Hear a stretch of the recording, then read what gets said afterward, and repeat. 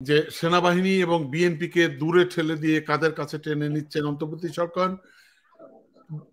এই বিষয়ে আপনার বিশ্লেষণটা কি? আসলে কেন ইউনূস সরকার সবাইকে, বিশেষ করে বিএনপির মতো একটি বড় দলকে প্রতিপক্ষ মনে করছেন? অসংখ্য ধন্যবাদ হিরো ভাই, এবং আমি মনে করি যে এটা অত্যন্ত গুরুত্বপূর্ণ একটি বিষয় বর্তমান প্রেক্ষাপটে, যে কেন আমাদের এই জুলাই আন্দোলনের অন্যতম প্রধান যে দুটো স্টেক হোল্ডার অর্থাৎ সেনাবাহিনী এবং বিএনপি, তাদেরকে এই সরকার তাদের প্রতিপক্ষ বানিয়ে ফেললো। কারণ আপনি জানেন যে নাহিদ এবং সার্জিস তারা যখন হারুনের সেই ভাতের হোটেলে ডিবি কার্যালয়ে গিয়ে যখন তারা চাপে পড়ে একসময় আন্দোলন প্রত্যাহার করার ঘোষণা দিয়েছিল, তখন মাঠে থেকে আন্দোলন কিন্তু সক্রিয় করতে ভূমিকা রেখেছিল এই রাজনৈতিক দলগুলো। বিএনপির মতো রাজনৈতিক দলই কিন্তু তখন আন্দোলনটাকে বেগবান করতে মাঠে থেকে ভূমিকা রেখেছিল। আর তার পাশাপাশি সহায়ক শক্তি হিসেবে ছিল সেনাবাহিনী। আমার কাছে আপনার কাছে এরকম অসংখ্য ফুটেজ আছে যে 4 আগস্ট থেকে সেনাবাহিনী কিন্তু গুলি করেনি জনতার উপরে, এরকম অসংখ্য ফুটেজ আছে। এবং 4 তারিখ থেকে কিন্তু রাজপথে জনতা বলছিল যে এই মুহূর্তে দরকার সেনাবাহিনীর সরকার। তো কখন জনগণ এই ধরনের কথা বলতে পারে? যখন দেখে যে সেনাবাহিনী তাদের পাশে এসে দাঁড়িয়েছে। এখন হ্যাঁ, আপনি এর পাল্টা ন্যারেটিভও দাঁড় করাতে পারেন যে অতি উৎসাহী কিছু সেনা কর্মকর্তা তারা যে গুলি চালায়নি তা কিন্তু না, কেউ কেউ গুলিও চালিয়েছে সেনাবাহিনীর পক্ষ থেকে।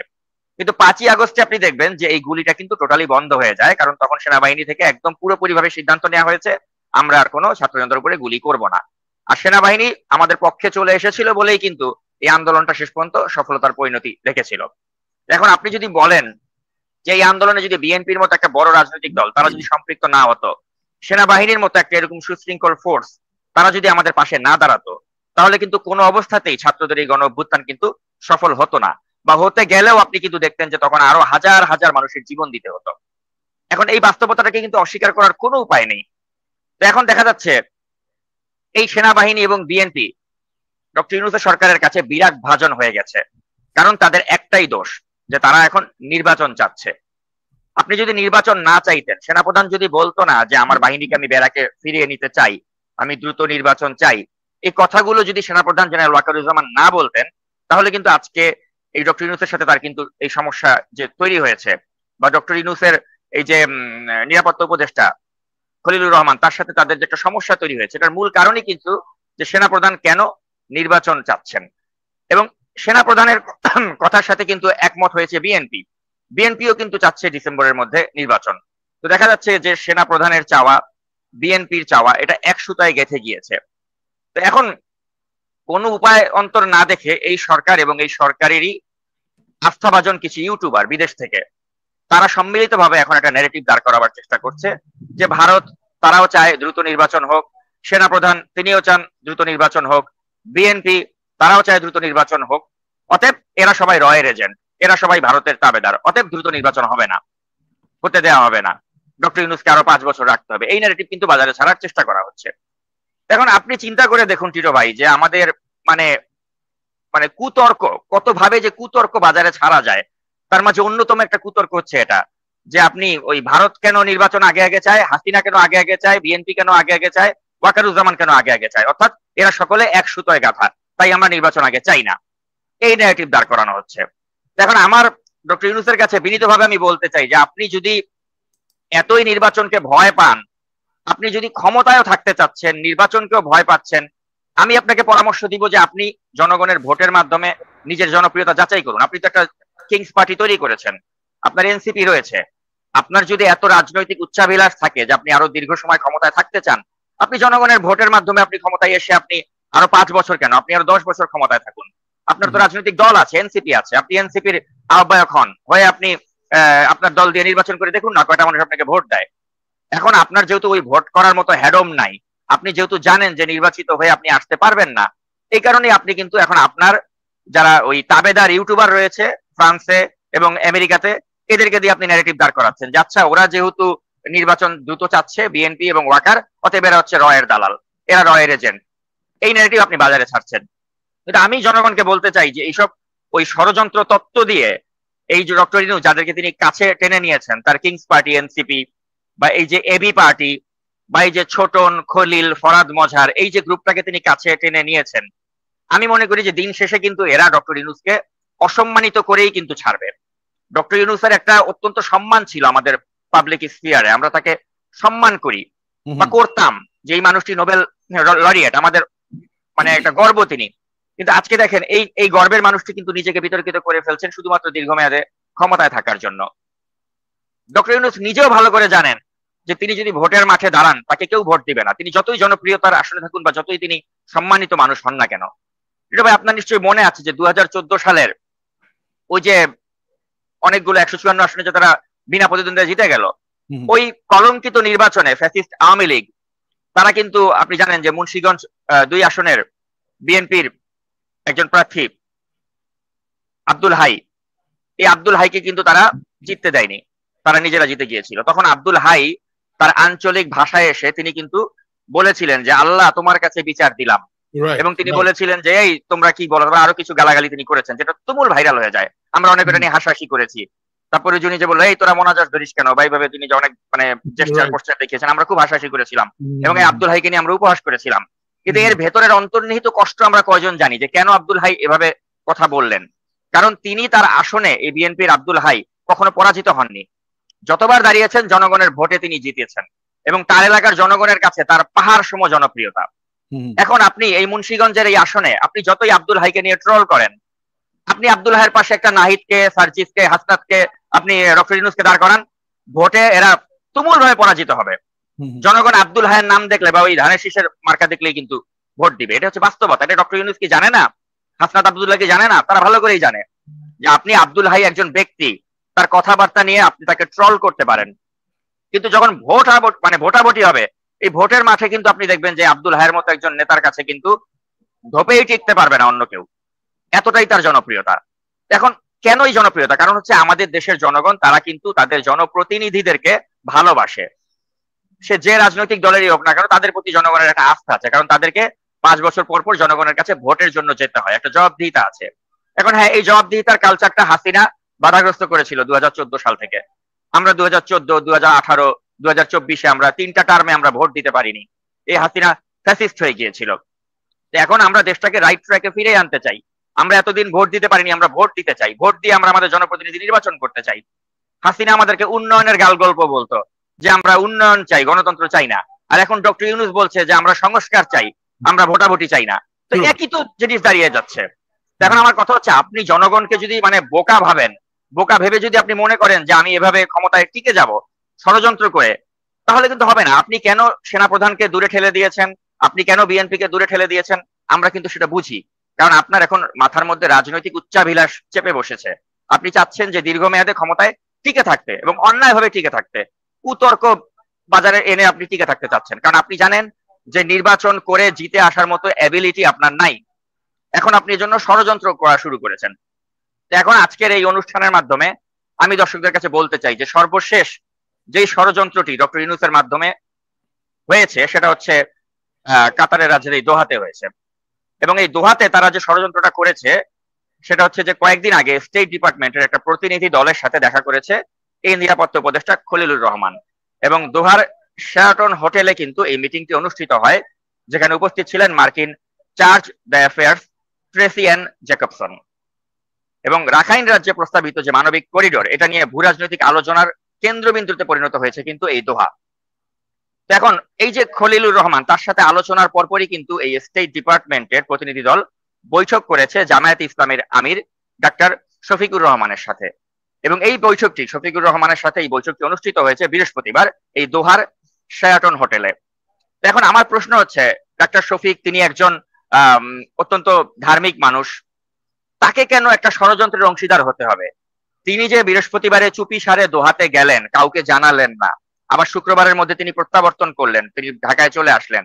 তো আমার কথা হচ্ছে, এই যে বৃহস্পতি শুক্রবার যে তার কোনো খোঁজ পাওয়া গেল না, তার কোনো হদিস পাওয়া গেল না, তিনি গিয়ে যে স্টেট ডিপার্টমেন্টের লোকজনের সাথে দেখা করে আসলেন, আমার প্রশ্ন হচ্ছে তিনি কেন এটা গোপন রাখলেন?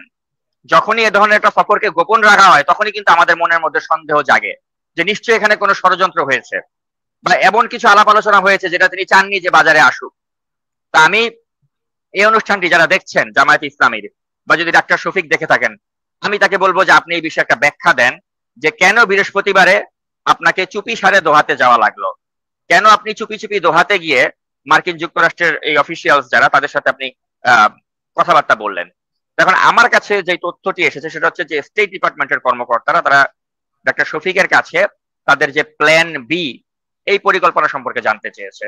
অর্থাৎ প্ল্যান বিটা হচ্ছে যে যদি ডক্টর ইউনূস পদত্যাগ করে ফেলে তো তখন সেক্ষেত্রে কিভাবে এই এনসিপি এবং জামায়াত মিলে বিএনপি কে আটকাতে পারে, এবং করিডোর যে ইস্যুটা, এই করিডোরের ইস্যুটা তখন কিভাবে আদায় করা যেতে পারে, এই বিষয় নিয়ে কিন্তু তারা ডক্টর শফিকের সাথে আলাপ আলোচনা করেছেন। এবং আমি কিন্তু এই তথ্যগুলো দায়িত্ব নিয়েই বলছি, জেনেই বলছি। এখন আমি এখনো বিশ্বাস করতে চাই যে জামায়াতে ইসলামী দিন শেষে তারা জনগণের কাতারেই দাঁড়াবে, তারা এই মার্কিন যুক্তরাষ্ট্র বা খলিলের ষড়যন্ত্রের অংশীদার হবে, এটা আমি বিশ্বাস করতে চাই না। কেন চাই না? কারণ এই জামায়াত ইসলাম তো আওয়ামী লীগের সময় আপনি জানেন যেটা মজলুম একটি দল, তারা নিপীড়িত হয়েছে, নির্যাতিত হয়েছে, তাদের অনেক নেতাকে ফাঁসি দেওয়া হয়েছে অন্যায়ভাবে। তা আমি চাই না যে এই জামাতের মতো একটা দল তারা এই মুহূর্তে এসে একটা ষড়যন্ত্রের অংশীদার হোক, তারা দোহাতে গিয়ে মার্কিন যুক্তরাষ্ট্রের প্রেসক্রিপশনে তারা বিএনপি ঠেকাও একটা কর্মসূচি পালন করুক। এটা আমি আসলে অন্তত জামায়াত ইসলামের কাছে আমি আশা করি না। আমি আশা করবো যে ডক্টর শফিক তিনি এই ব্যাপারে একটা ব্যাখ্যা দিবেন। সাকিব, আপনি যদি আশা না করেন, আমার মনে হয় যে হয়তো আপনি হয়তো মানে ন্যূনতম, আমি জানি না কি কারণে আপনি আশা করছেন না, বাট আমি আশা করি এই জন্যই যে 71 সালে তো আমরা তাদের আচরণ দেখেছি, তাদের অবস্থান দেখেছি, তাদের মানে আমি কি বলবো, বাংলাদেশের সাথেই তো তাদের মানে গাদ্দারি দেখেছি। এখন প্রশ্ন হচ্ছে, আমি আপনাকে একটা কথা বলতে চাই, আমি জানি না দর্শক আপনারা এটাকে কিভাবে নেবেন। আমি পরিষ্কার করে বলতে চাই, একদম মানে চোখে চোখ রেখে বলতে চাই, এই যা কিছু ঘটছে বাংলাদেশে, যত কিছু ঘটছে বাংলাদেশে, এই যে তর্ক বিতর্ক, ষড়যন্ত্র, গুতাগুতি, সবকিছুর পেছনে জামাতে ইসলামী দাঁড়ায়। আপনি খোঁজ নিয়ে দেখেন, আপনি যদি এটাকে না পান, এটা যদি না হয়, আমি আপনাকে দায়িত্ব নিয়ে বলছি, আমি আর কোনোদিন অনলাইনে মুখ দেখাবো না। এটাই বাস্তবতা। সবকিছুর পিছনে জামাতে ইসলাম, যত রকম দুষ্টামি জামাতে ইসলাম করছে, এবং এটাই বাস্তবতা। এখন আপনারা যারা আছেন জামাত করে এখন আমাকে গালি দিতে পারেন, কোনো অসুবিধা নেই, এটাই বাস্তবতা। এবং আরেকটা কি কথা টিটো ভাই জানেন, ওরা জনগণের পালস বোঝে না। কেন বোঝেন আমি আপনাকে বলি, যে দেখেন 1952 সালে যখন তারা বললো যে উর্দুই হবে রাষ্ট্রভাষা, তখন আমরা মনে আছে আপনার নিশ্চয়ই যে একটা গান খুব জনপ্রিয় হয়েছিল যে ওরা আমার মুখের ভাষা কাইরা নিতে চায়। তা আমাদের কেন আবেগে লেগেছিল যে আমার মুখের ভাষা, আমি বাংলায় কথা বলি, আমার সেই বাংলা ভাষাকে ওরা কেড়ে নিয়ে ওরা উর্দুকে আমাদের উপর চাপিয়ে দিতে চেয়েছিল। আপনি যখন জনগণের উপর কিছু চাপিয়ে দেবেন, ওটাই কিন্তু জনগণ মেনে নিতে পারে না। যে কারণেই কিন্তু জামায়াতে ইসলাম তখন পাকিস্তানের পক্ষে থাকলেও আমরা কিন্তু জামায়াতের বিরুদ্ধে, পাকিস্তানের বিরুদ্ধে তখন দাঁড়িয়েছিলাম, এবং আমাদের ভাষার অধিকার প্রতিষ্ঠার জন্য আমরা এত মানুষ লড়াই সংগ্রাম করে 71 সালে আমরা স্বাধীনতা অর্জন করেছিলাম। তো তখন যেভাবে জামাত আমাদের জনগণের পালস বুঝতে পারেনি, যে এই দেশের জনগণ তারা বাংলা ভাষায় কথা বলতে চায়, তারা চায় না যে তাদের মুখের ভাষা কেউ কেড়ে নিতে চায়, এখন এই 2025 সালে এসেও কিন্তু এই জামাত ইসলাম এটা বুঝতে তারা ব্যর্থ হচ্ছে যে জনগণ কিন্তু এখন চায় না যে তাদের ভোটের অধিকার কেউ কেড়ে নেক। এই ভোটের অধিকার 2014 সালে হাসিনা কেড়ে নিয়েছিল, 2018 সালে কেড়ে নিয়েছিল, 2024 সালে কেড়ে নিয়েছিল। একটা প্রজন্ম তারা জানে না যে কি করে ভোট দিতে হয়, কি করে কালো কালিতে হাতটাতে যে একটা কালো কালি দেয়া হয় ভোটের দাগ, ওটা আমরা এক্সপেরিয়েন্স করিনি। এই প্রজন্ম এখন ভোট দেওয়ার জন্য মুখিয়ে আছে। এখন আপনি সেই প্রজন্মকে যদি ভোট দিতে না দিয়ে আপনাকে ষড়যন্ত্রের অংশীদার হয়ে বলেন যে না এইভাবেই চলবে দেশ, যেভাবে আপনি এর আগে চেয়েছিলেন 52 সালে যে না উর্দুই হবে রাষ্ট্রভাষা, এটা হবে না, পাবলিক খাবে না, বাংলাদেশের জনগণ, সংখ্যাগরিষ্ঠ জনগণ এটা মানবে না। আমি মনে করি যত দ্রুত জামায়াত ইসলাম এটা বুঝতে পারবে তত দ্রুত তাদের মঙ্গল হবে। তা না হলে কিন্তু 71 সালে তারা যেভাবে পরাজিত হয়েছে, এই 2025-এও কিন্তু তারা পরাজিত হবে। এখন অবশ্যই পরাজিত হবে। এবং আমি আপনাকে একটা কথা বলি আপনাকে, যে এই যে জামাতের পক্ষে যে সব এই যে মানে ইউটিউবার যারা জানেন, আমরা যাকে ব্রাহ্মণ বলছি বা পীর পীর আউলিয়া বলছি, তারা এবি পার্টি হচ্ছে জামাত বি, এনসিপি জামাত সি। এদের আপনার লাইনটা দেখেন, রাজনৈতিক লাইন দেখুন, একই রকম, এবং এটাই বাস্তবতা, এবং এরা পরাজিত হবে। 71-কে যারা ম্ল্যান্ড করতে চায়, স্বাধীনতা যুদ্ধকে যারা ম্ল্যান্ড করতে চায়, তারা বাংলাদেশের রাজনীতিতে পরাজিত হবে। মানে এটা ফাইনাল, ফুল স্টপ, এর বাইরে আর কিছু নেই। জি, কন্টিনিউ সাকিব প্লিজ। এখন মূল বিষয়টা হচ্ছে কি রিটো ভাই, যে এই যে খলিলুর রহমান, সে কিন্তু আপনার এই দায়িত্বভার গ্রহণ করার পর থেকেই কিন্তু আপনি দেখেছেন যে আমাদের এই দেশপ্রেমিক সেনাবাহিনী তাদের সাথে কিন্তু এই ইউনূস সরকারের যে দূরত্বটা এটা ক্রমাগত বাড়িয়ে চলেছেন। সর্বশেষ নজির যেটা আপনি এখন স্ক্রিনে দেখাচ্ছেন, যে একটা সাংগ্রিলা ডায়ালগ, যেটাকে বলা হয় যে এশিয়ার প্রধান প্রতিরক্ষা সম্মেলন, এই সম্মেলনে আঞ্চলিক নিরাপত্তা এবং প্রতিরক্ষা সংক্রান্ত বিষয়ে কিন্তু গুরুত্বপূর্ণ আলোচনা হয় এবং প্রতি বছর আমাদের দেশের সেনাবাহিনী প্রধান যারা রয়েছেন তারা এই সম্মেলনে অংশ নেন। গত বছর 2024-এও এই সম্মেলনে অংশগ্রহণ করেছিল তৎকালীন সেনাপ্রধান জেনারেল শফিউদ্দিন। এবছরের অনুষ্ঠানে অংশগ্রহণ করার কথা ছিল আমাদের সেনাপ্রধান জেনারেল ওয়াকারুজ্জামানের, কিন্তু আমরা কি দেখতে পেলাম, জেনারেল ওয়াকারুজ্জামানকে টপকিয়ে এই সম্মেলনে অংশগ্রহণ করলেন খলিলুর রহমান। এখন আমার প্রশ্ন হচ্ছে যে কেন আমাদের সামরিক বাহিনীর প্রধান যিনি, তিনি না গিয়ে এখানে খলিলকে কেন যেতে হলো? কেন একজন মানে বেসামরিক একজন মানুষ তাকে বাংলাদেশের তরফ থেকে এই প্রতিরক্ষা সম্মেলনে অংশগ্রহণ করতে হলো? কেন তিনি একটা এরকম নজিরবিহীন দৃষ্টান্ত আমাদের সামনে স্থাপন করলেন? এখন আমি মনে করি কি যে সেনাপ্রধানকে পাশ কাটিয়ে এই ধরনের যে ঔদ্ধত্য তিনি দেখাচ্ছেন, এটা কিন্তু প্রকান্তরে মানে আমাদের এই দেশপ্রেমিক সেনাবাহিনীর প্রতি তার একটা বৃদ্ধাঙ্গুলি প্রদর্শনের সামিল। এবং 2 যুগেরও বেশি সময় মার্কিন যুক্তরাষ্ট্রে বসবাস করা খলিল হঠাৎ করে তিনি এই যে মার্কিন প্রেসক্রিপশনে বাংলাদেশে উড়ে এসে জুড়ে বসে আমাদের দেশের সামরিক বাহিনীকে, সেনাবাহিনীকে তার মানে পেইড ফ্রান্সে বসবাস করা তার বন্ধু ইউটিউবারকে দিয়ে প্রোপাগান্ডা চালাচ্ছেন। লজ্জাজনক যে একটা ছেলে খেলা শুরু করেছেন। বিএনপির মতো একটা সবচেয়ে জনপ্রিয় রাজনৈতিক দলকে যেভাবে কালিমালিপ্ত করার জন্য তার বন্ধুকে দিয়ে প্রতিদিন একটা করে ভিডিও বানাচ্ছেন প্যারিস থেকে, এগুলো কি আমরা জনগণ বুঝি না? আমরা তো বুঝি।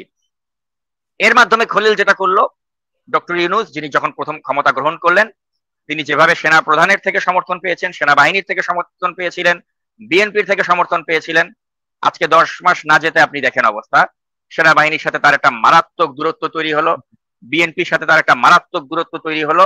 এবং তার সাথে এখন বন্ধুত্ব বা তার সাথে যারা রয়েছে তারা কারা? ওই এনসিপি, ওই আপনার AB party, R to some extent Jamaat ইসলামী। এখন দিন শেষে এরাই কিন্তু ডক্টর ইউনূসকে কিন্তু একটা বিপথে পরিচালিত করে দিল।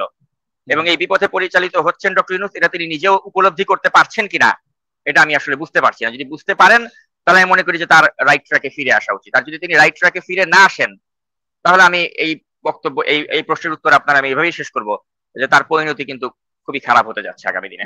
এখন প্রশ্ন হচ্ছে আমাদের ইতিহাস কি বলে? আমরা বারবার একটি শব্দ ব্যবহার করি যে আমরা ইতিহাস থেকে কোনো শিক্ষা নেই না। এটার অর্থ কি? এর অর্থ হচ্ছে আপনি গর্তে না পড়া পর্যন্ত আপনি তো হুঁশ হবে না। শেখ হাসিনা গর্তে পড়ছে, তারপর হুঁশ হয়েছে।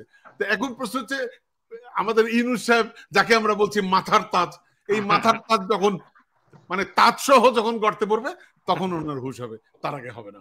এটি হচ্ছে বাস্তবতা।